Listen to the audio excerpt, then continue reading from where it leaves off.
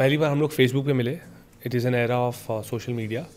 वहाँ से हमारी चैटिंग शुरू हुई, हमारी कॉन्वर्सेशन शुरू हुई. ऐसे ही लग रहा था कि मेरी लाइफ की फिल्म स्टार्ट हो गई है जिसमें मेरी हीरोइन सामने चल के मेरे पास आ रही है. So we spent a week together here in Mumbai. So generally लोग बोलते हैं I like you, love you, will you be my girlfriend. She is like will you marry me. I is like एक वीक में तुम कैसे decide कर सकते हो? बोले I have decided, say yes और no. I don't think so मुझे ऐसी पार्टनर वापस मिल सकती है लाइफ में. So I didn't want to miss out on the golden opportunity. Valentine's day में बस एक हफ़्ता बाकी है या फिर उसके बर्थडे में एक हफ़्ता बाकी है. तो रोज़ दिन में कम से कम 50 बार मुझे पूछती है कि बताओ तुमने मेरे लिए क्या सरप्राइज़ प्लान किया है. कि मैंने रिलेशनशिप, उसके 2 साल बाद मुझे पता चला that she loves cooking. She doesn't love cooking but she is a fantastic cook. पहली बार मैंने इसके हाथ का खाना खाया तो मैंने इसको ये बोला कि मेरी लाइफ तो सेट है, सीधा मेरे दिल का रास्ता, यू नो. तो मैंने इसको 2 साल के बाद बोला था, वो तो ऑलरेडी रास्ता में बना चुकी हूँ. अभी और क्या बनाना है? अब मैं नहीं बना के खिलाऊंगी. इंप्रेशन और वो हो गई ना, इंप्रेशन और अच्छी हो गई.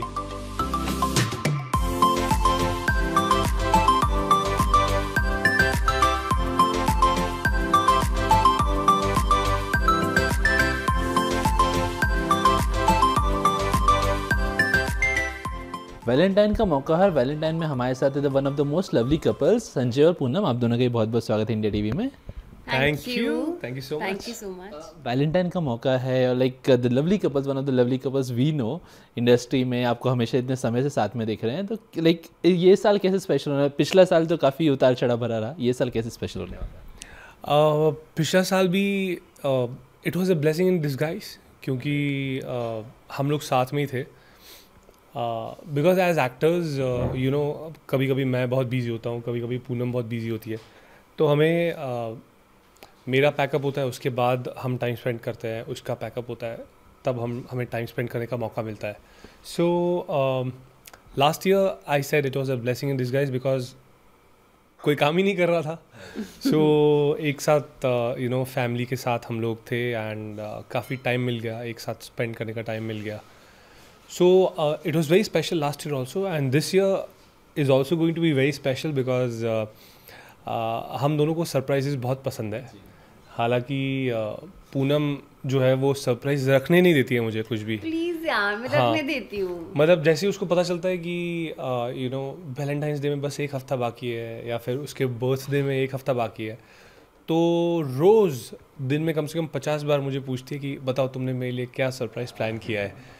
तो जब तक वो निकलवा नहीं लेती है ना, तब तक वो चैन की सांस नहीं लेती है. झूठ बोल रहा है. सी सरप्राइजेस सबको अच्छे लगते हैं, मुझे भी अच्छे लगते हैं सरप्राइज, बट मुझे ये जानना होता है कि क्या मतलब थोड़ा सा हिंट दे दो सो दैट अगर कहीं लेके जा रहा है तो मैं अकॉर्डिंगली रेडी रहूं, या यू नो. सरप्राइज पूरा सरप्राइज होता है, उसमें हिंट मतलब इंसान हिंट कैसे देगा यार. मतलब लड़कियों को रेडी होना पड़ता है और कहाँ लेके जा रहे हो उस हिसाब से कपड़े पैक करने पड़ते हैं. वो फिल्म देखी आपने हम तुम, जिसमें वो गाना है, मतलब लड़के हमेशा ये बोलते हैं कि लड़कियों को चाहिए क्या, और लड़कियों को लगता है कि ये लड़कों को चाहिए क्या.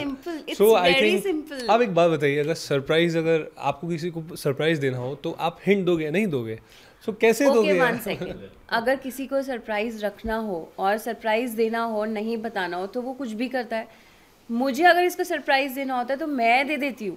ये मुझसे कितना ही पूछ ले, कुछ भी कर ले. क्योंकि मैं दिन में 50 बार आप भी पूछते हो वो क्या कर रहे हो, वो क्या सरप्राइज. आई थिंक वो आदत मुझे पूनम की वजह से लग गई. ओ यार, मतलब कुछ भी घुमा के गोल गलती में हर चीज़ का ब्लेम पूनम के ऊपर. नहीं, हर चीज़ का ब्लेम नहीं, बट या इस साल मैंने सरप्राइज प्लान ही नहीं किया है जानबूझ के. मैं अभी बता रहा हूँ, हिंट चाहिए ना. वैलेंटाइंस डे वाले दिन ही आधे घंटे पहले मैं खुद डिसाइड करूंगा कि मुझे करना क्या है, कैसे सरप्राइज करना है. तो मैंने ऑलरेडी सरप्राइज प्लान किया हुआ है, तो आप मेरे साथ चल रहे हो, आप क्या ही करोगे, अब छोड़ो. अच्छा, पूरा दिन आपने प्लान किया हुआ है ऑलरेडी. चलो, इस बार मेरे बहुत सारे पैसे बच गए. नहीं, वो वहाँ पे आप ही करोगे. हर बॉयफ्रेंड रिलेट करेगा मुझसे. ये जो हो रहा है ना, इससे कोई रिलेट नहीं करेगा. सब very nice. I like it. ये ऐसी. हाँ बिल्कुल. पूनम, जैसे कि अभी संजय भाई ने बताया, लाइक जो लास्ट ईयर काफ़ी अच्छा गया था, blessing in disguise somewhere down the line. तो इतना समय साथ में स्पेंड किया, तो कुछ नई चीज़ें जो डिस्कवर की आपने संजय भाई की वजह? हाँ, ये कुकिंग, इसने कुकिंग सीखी. मतलब जो किचन में चाय के सिर्फ चाय बनाता था। एक सेकेंड, चाय, कॉफी, बस है ही नहीं veg sandwich and cold coffee भी बनाता हूँ मैं बहुत अच्छी। वेज सैंडविच कौन सा बनाया? मैं अभी बताता हूँ। देखो 2 ब्रेड लेने होते हैं, उसमें आप डालो देखो यूट्यूब पे देख के आप बताते हो राजू को कि ये बना दो और फिर आप वही बता रहे हो, आपने बनाया ही नहीं अपने हाथ से। नहीं, मैं प्रूफ कर सकती हूँ इसलिए छोड़ दो। मैं वेज सैंडविच बना सकता हूँ, ट्रस्ट मी। लेकिन केक बनाया था, बेकिंग मैंने सीखी थी थोड़ी बहुत। सो मैं घर वालों के लिए मैंने शौक थी, ओह माय गॉड। हाँ, मैंने घर वालों के लिए आई थिंक 4 से 5 बार वहाँ पे चॉकलेट केक बनाया एंड पहली बार नहीं अच्छा लगा सबको, but then I took it as a challenge क्योंकि और कोई काम ही नहीं था लॉकडाउन में। संजीव भाई, आपने पूनम के बारे में कोई नई चीज़ है जो जाननी या पता चली इस बीते कुछ 7-8 महीने में? लॉकडाउन के वक्त नहीं, ऐसा कुछ नया पूनम ने लॉकडाउन में किया ही आपके expressions, no comments, honestly no comments. मतलब सीरियसली आपने लॉकडाउन में मतलब ऐसा क्या नया किया? कुछ न्यू स्किल आपने, मतलब I am not blaming, I am just asking you कि ऐसी कौन सी नई स्किल? यार आई एम ऑल परफेक्ट, अब मैं क्या ही और नया करूँ बताओ। कुकिंग कर लेती हूँ मैं, बाकी घर का थोड़ा बहुत काम भी कर लेती हूँ, so I think I am perfect. She is an amazing cook. मतलब मैं अगर कंटिन्यूसली 14-15 दिन शूट कर रहा होता हूँ और अच्छे से मैंने खाना नहीं खाया होता है, क्योंकि जब मैं काम कर रहा होता हूँ तो मैं भूल जाता हूँ कि अच्छा लंच मैंने किया या नहीं किया, और फिर रात को ज़्यादा हैवी खा नहीं सकते हैं। तो जब 14-15 दिन 2 हफ्ते ऐसे चले जाते हैं जब मैंने कुछ अच्छा नहीं खाया हो ना, तब मैं पूनम को बोलता हूँ कि पूनम यार प्लीज़ मेरे लिए कुछ बना दे, because she is an amazing cook. तो मैं महीने में एक बार ऐसा होता है जब मुझे वाकई में बहुत क्रेविंग होती है, तब मैं बोलता हूँ कि पूनम मेरे लिए प्लीज़ कुछ अच्छा बना दे। She is an amazing cook, trust me. जब मुझे और क्या ही ढूंढेगा मेरे अंदर। कुछ साल पहले की बात करता हूँ, इसने मुझे बताया नहीं था कि इसको कुकिंग बहुत अच्छे से आती है। After we came in a relationship, उसके 2 साल बाद मुझे पता चला that she loves cooking. She doesn't love cooking but she is a fantastic cook. तो मैंने कहा ये क्या बात हुई, ये मुझे क्यों नहीं बताया था? Because I am a foodie and her foodie के लिए मुझे पहले ही पता चल गया था कि इज अ फूडी एंड मुझे पता था कि ये मुझसे पक्का खाना बनवाएगा। बेटा बताओ ही मत। एक दिन मैंने खुद के लिए बनाया तो मुझे पता चला उसके बाद भी मैं 1 महीने में एक बार बोल रहा हूँ, तो हमारी मेड तो नहीं बनाती है ऐसा खाना पंजाबी। तो मैंने कहा कि ये मैंने बनाया। तो बोले तुझे खाना बनाना आता है? मैंने कहा हाँ। तो लाइक और क्या आता है? फिर मैंने कहा ये भी आता है, ये भी आता है। वो फ्लो में निकल गया तो इसको पता चल गया।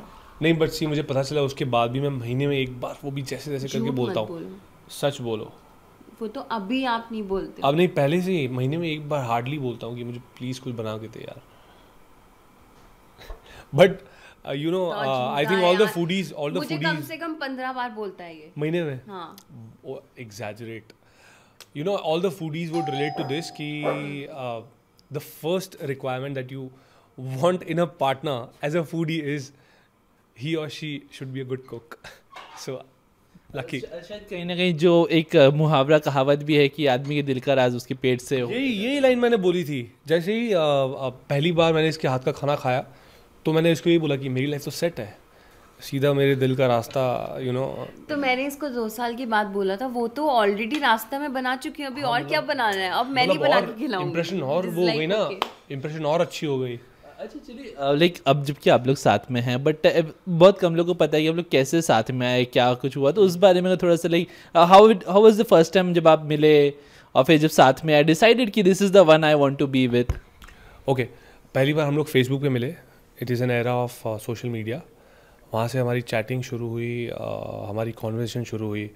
उसके बाद ये दिल्ली से मुंबई आई। मुंबई में जब पहली बार हमने एक दूसरे को देखा, so it was love at first sight. ऐसे ही लग रहा था कि मेरी लाइफ की फिल्म स्टार्ट हो गई है जिसमें मेरी हीरोइन सामने चल के मेरे पास आ रही है। So we spent a week together here in Mumbai. और फिर जब ये वापस जा रही थी दिल्ली, उस वक्त मुझे लगा कि कुछ गलत हो रहा है। तो थोड़ी देर बाद मुझे समझ में आया कि ये जा रही है, तो वो मुझे लग रहा है कि अगर ये चली गई और मैंने अगर इसको जाने दिया तो आई डोंट थिंक सो मुझे ऐसी पार्टनर वापस मिल सकती है लाइफ में। So I didn't want to miss out on the golden opportunity, तो मैंने एयरपोर्ट पे ही प्रपोज कर दिया पूनम को। हाँ, बहुत ही फिल्मी तरीके से। और मुझे ऐसे लग रहा था कि 5 दिन हो गए हैं मुझे मुंबई आए हुए, अगर ये मुझे लाइक करता है, इसने मुझे बॉम्बे बुलाया है, तो ये मुझे प्रपोज क्यों नहीं कर रहा?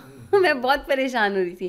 But then when I was going back, तो मैंने सारी होप्स छोड़ दी थी कि इनका ओके बाय, मैं बताती हूँ मैं वापस आऊँगी कि नहीं and all. And then he surprise me, he propose me in front of so many people.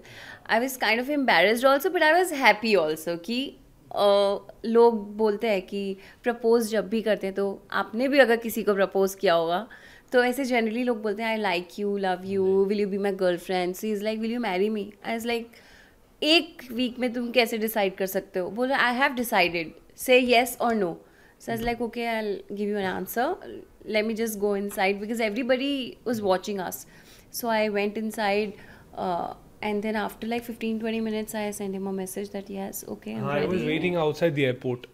इसको लग रहा था कि मैं फ्लाइट छोड़ के बड़े फिल्मी तरीके से वापस आ जाऊंगी। She entered the airport, वो बिना कुछ हिंट दिए, बिना कुछ आंसर किए एयरपोर्ट सिक्योरिटी गेट से एंटर हो चुकी थी। आई वॉज वेटिंग आउटसाइड, मैं बाहर वेट कर रहा था। मैंने कहा ये क्या है, कोई हिंट भी नहीं, कोई आंसर भी नहीं, तो मैं कार में वेट कर रहा था। सो आई थिंक 10-15 मिनट बाद इसका मैसेज आया दैट या एक्चुअली अब वी ऑल नो, जैसे कि संजय भाई ने आपको प्रपोज किया था, बट अब वैलेंटाइन का मौका है, तो क्यों ना रोल रिवर्सल किया जाए थोड़ा सा। If Poonam you got a chance to propose Sanjay, तो कैसे करेंगे? यार I really appreciate this because you know जिससे भी हम बात करते हैं वो यही बोलता है कि संजय पूनम को प्रपोज करो। Thank you bro, I appreciate this. Poonam let's ये स्पेशल प्रपोज कर देती हूँ एक बार इंडिया टीवी के लिए, हम लोग के लिए। जी अच्छे से। हाँ ये हम खड़े होकर कर सकते हैं? हाँ ओके चलो। Okay, both hands, yeah, see, you want follow my to lead. you want नहीं चलेगा। Okay. हाँ So Mr. Sanjay Gagnani, हाँ I love you and will you marry me this year only? This year. Yeah. घर पे बात करते हैं ना। अच्छा हाँ, घर पे बात करते हैं। हाँ। मैं तो चाहूँ तो कल की कल ही शादी कर लूँ। I can get married to you tomorrow itself, but we'll have to take the blessings of our elders. So Will you after, spend rest of your life with of me? course. I love you. Love you too. Very good proposal. I'm really proud of you. Thank you so much. Thank you so much. Lastly, fans के लिए आप हाँ। क्या कहना चाहेंगे? All the fans के लिए। Thank you everyone, जिन लोगों ने हमें अभी तक इतना प्यार किया है। एज अ कपल हमारे लिए इतनी सारी एडिट्स बनाई है, हमें गिफ्ट्स भेजे हैं, and love you all. Thank you so much. अपना प्यार ऐसे ही बनाए रखिए और हम आपको अच्छी अच्छी गुड न्यूज़ देते रहेंगे। अच्छी सी गुड न्यूज़। गुड न्यूज़ मतलब हाँ। हमारे काम के लिए एंड हम क्या काम कर रहे हैं वैसा। ओह गॉड, तुम क्या सोचते हो यार? I just pulling your leg. Happy Valentine's Day to all the viewers of India TV.